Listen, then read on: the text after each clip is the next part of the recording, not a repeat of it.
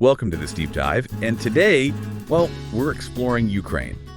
It's a country that, maybe doesn't come up constantly in everyday chat, yet it's geographically massive. It really is. The largest nation entirely within Europe, actually, if you set Russia aside. Right. That sheer size alone is significant. Absolutely. And that scale must have, played a part in shaping its identity over time. And when you think about identifiers, well, Kiev comes to mind straight away.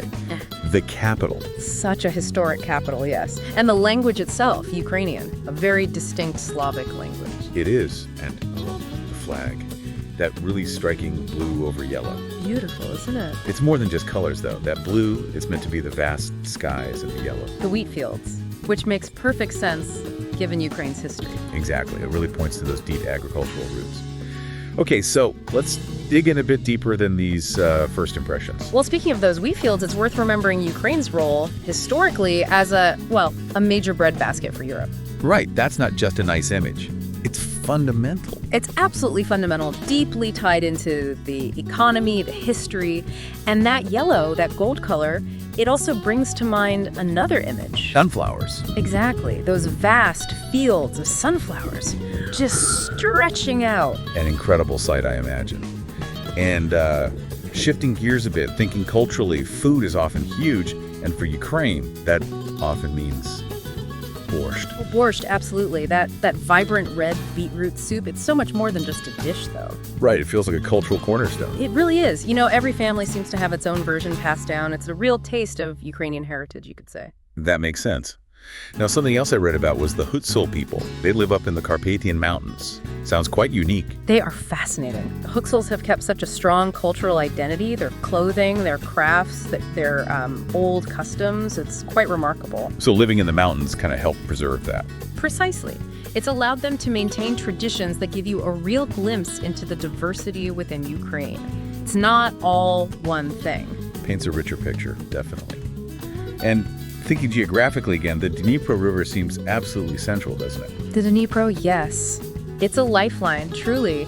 Cuts right through the country, flows through so many major cities. So historically important. Immensely. A critical route for trade, for connection, It shaped how cities developed, how cultures interacted across the land. It's more than just water. It's a historical force. Makes sense.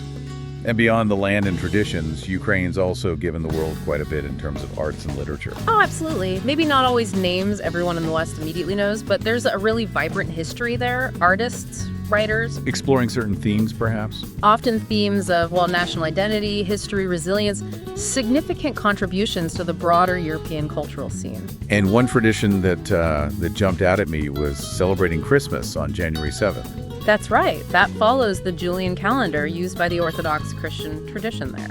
So it's a different date than many neighbors. Exactly. And it's a powerful reminder of the country's deep religious roots and distinct cultural history.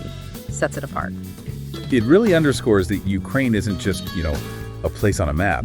It's a nation with this long, pretty complex history, full of unique practices that define it. That's a good way to put it. It's like a tapestry, isn't it? Woven from history, geography, different cultural threads. Creates a really rich national character. Okay, so let's recap a little. We've touched on Ukraine's sheer size in Europe, those iconic sunflowers, the tradition of borscht. The unique Hutsul culture in the mountains, the vital role of the Dnipro River. Right, its artistic contributions, and the January Christmas tradition. It gives you a real sense of a nation with a strong, very multifaceted identity.